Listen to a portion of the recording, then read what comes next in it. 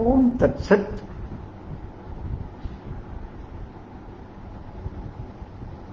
सभी को नमस्कार।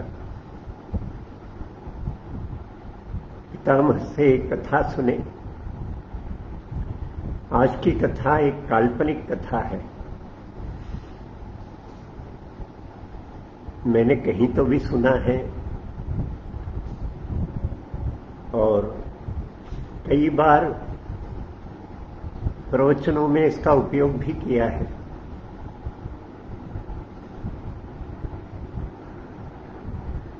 एक धान का खेत, उस खेत में एक पंछी का परिवार, उनका घोंसला था।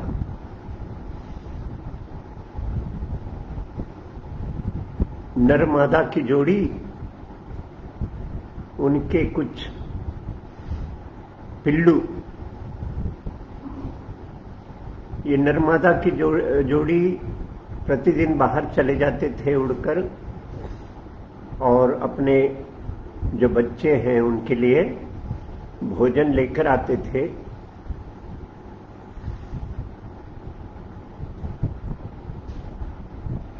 शाम के समय अपने घोंसले में वापस आ जाते और रात्रि अपने पिल्लुओं के साथ बिताते। धीरे धीरे ये बढ़ने लगे, बड़े होने लगे। घोंसला के अंदर अपने पैरों पर खड़े होने लगे, अपने ही स्थान पर पंख फेरने लगे, फर करने लगे। एक दिन जब नर मादा, मां और पिता इन पिल्लुओं के घोंसला में वापस आए तो बच्चे बड़े चिंतित और उत्तेजित स्वरों में उनको कहा उनसे कि आपत्ति आने वाली है। तो उन्होंने पूछा क्या हुआ। आज खेत के जो यजमान हैं, किसान और उनका लड़का, ये दोनों यहां आए थे। वे खेत में धान को सब देखते हुए उन्होंने कहा कि धान पकने लगे हैं और अभी फसल काटना पड़ेगा। तो ऐसा करेंगे, कल हम अपने मित्र बंधुओं को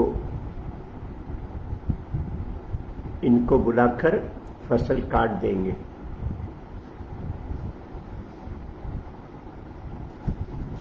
तो इनके बड़े जो पंछी है दोनों ने कहा निश्चिंत रहो, कुछ नहीं होगा। बड़े बच्चे तो चिंतित थे, आप लोग तो चले जाओगे, हमको अब उड़ना नहीं आता, निश्चिंत रहो, सो जाओ।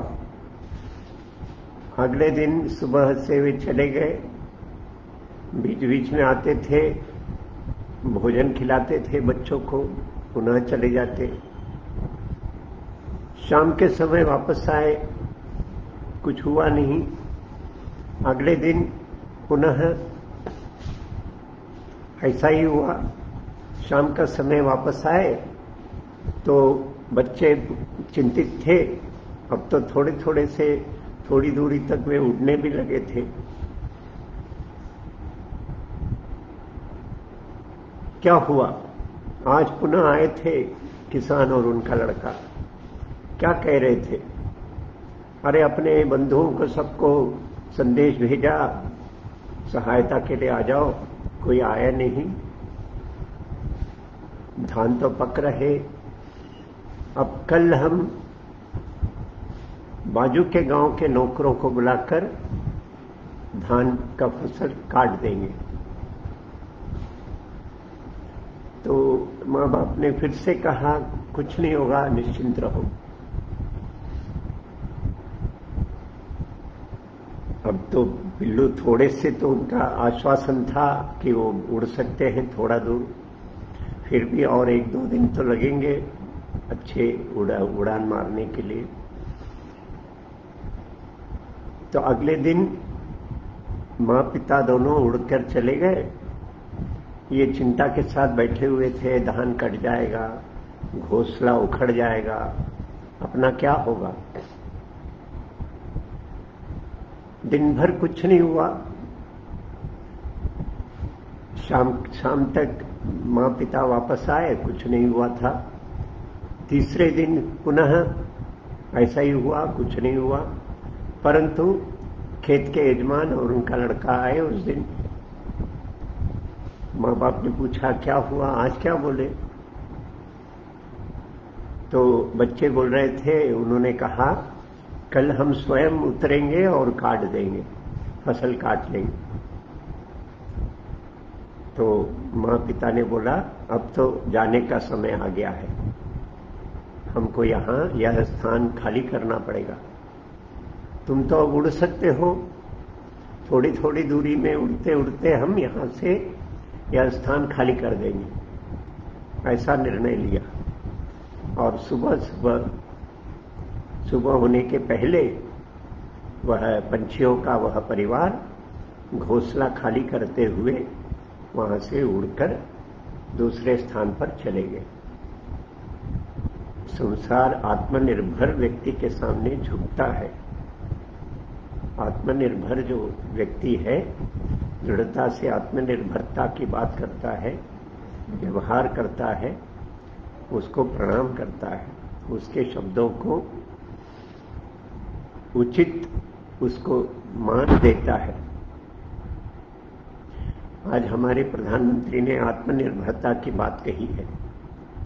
भारत का मान विश्व भर में ऊंचा उठना है तो भारत को आत्मनिर्भर बनना ही पड़ेगा। चलिए आज की इस कथा यहां समाप्त करें, कल पुनः भेंट होगी। नमस्कार। ओम तत्सत।